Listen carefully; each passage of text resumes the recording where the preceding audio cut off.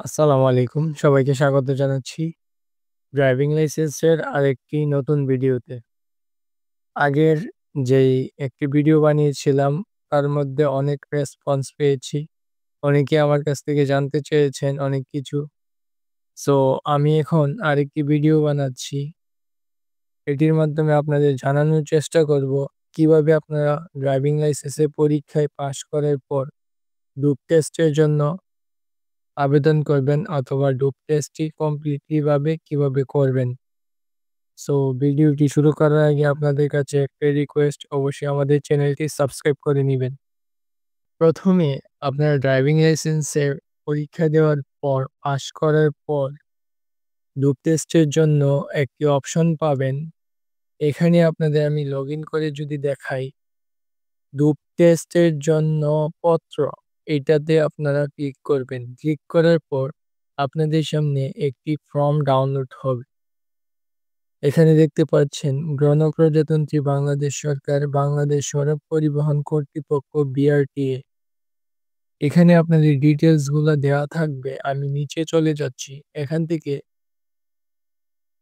১, ২, ৩, ৪, ৫, ৬, ৭, ৮, ৮টা সরকারি প্রতিষ্ঠান পাবেন, হাসপাতাল, যেগুলাতে আপনারা ডোপ টেস্টের জন্য স্যাম্পল দিতে পারবেন। এবং এই ৮টা হাসপাতালে আপনারা যেকোনো একটিতে গিয়ে এই পত্রটা সহ আরো কিছু কাগজপত্র মিলিয়ে আপনারা ডোপ টেস্টের জন্য আবেদন করতে পারবেন। সো প্রথমে আমি বলে দেব একটা একটা করে কি কি কাগজপত্র লাগবে। তো প্রথমে আপনারা আপনাদের যে রানার কার্ডটি রয়েছে এটি একটি ফটোকপি নিবেন, রানার কার্ডের ফটোকপি। দ্বিতীয়ত, এই ডোপ টেস্টের যে ফর্মটি রয়েছে এটা ডাউনলোড করে দুটো পেজ নিয়ে যাবেন। ৩ নম্বর হচ্ছে পাসপোর্ট সাইজের ছবি। তবে পাসপোর্ট সাইজের ছবিটির পিছনে যে কোনো এমবিবিএস ডাক্তার দ্বারা অবশ্যই সত্যায়িত করতে হবে। সত্যায়িত ছাড়া এই ছবিটি নিবে না। সো যে কোনো একটি মেডিকেল ডাক্তার অথবা যে কোনো হসপিটালের একজন এমবিবিএস ডাক্তার দ্বারা সেই পাসপোর্ট সাইজের ছবিটির পিছনে একটি সত্যায়িত করে নিবেন। এগুলো নিয়ে যাওয়ার পর আমি প্রথমে বলবো এগুলো আপনারা সংগ্রহ করবেন। সংগ্রহ করার পর আপনারা এই ৮টি হসপিটাল থেকে যে কোনো একটিতে চলে যাবেন এবং ওইখানে গিয়ে ওইখানে রুলস রেগুলেশন অনুযায়ী আপনারা ডোপ টেস্টের স্যাম্পলটি দিয়ে দিবেন। সো আমি যেটা করেছিলাম, আমি তো অনেকদিন আগে করেছিলাম, ভিডিওটি একটু পরে বানাচ্ছি। সো আমি ঢাকা মেডিকেলে গিয়েছিলাম এবং সেখানে প্রশাসনিক ভবনে আপনারা চলে যাবেন। আমি ঢাকা মেডিকেলের কথা বলছি। ঢাকা মেডিকেলের প্রশাসনিক ভবনের ৪ নাম্বার রুমে চলে যাবেন।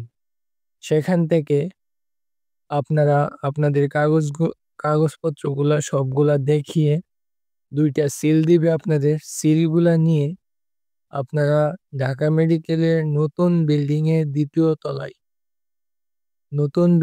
২য় তলায় চলে যাবেন।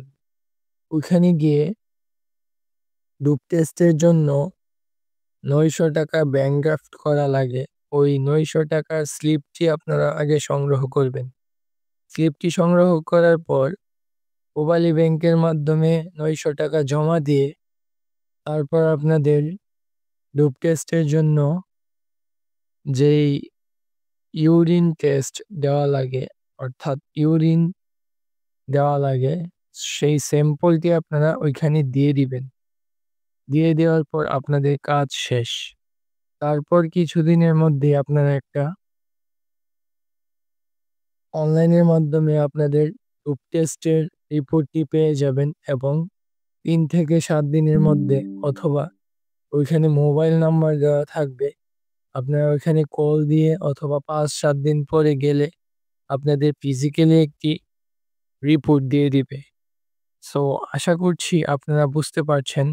আমি এখানে আমার অভিজ্ঞতা অনুযায়ী আমি আপনাদের বললাম যে আপনারা ডোপ টেস্টটি করার জন্য ঢাকা মেডিকেলে যেতে পারেন এবং ওইখান থেকে এই সিস্টেমের মাধ্যমে আপনারা ডোপ টেস্টটি করিয়ে নিতে পারেন। ধন্যবাদ সবাইকে ভিডিওটি শেষ পর্যন্ত দেখার জন্য। ভালো থাকুন, সুস্থ থাকুন। আল্লাহ হাফেজ।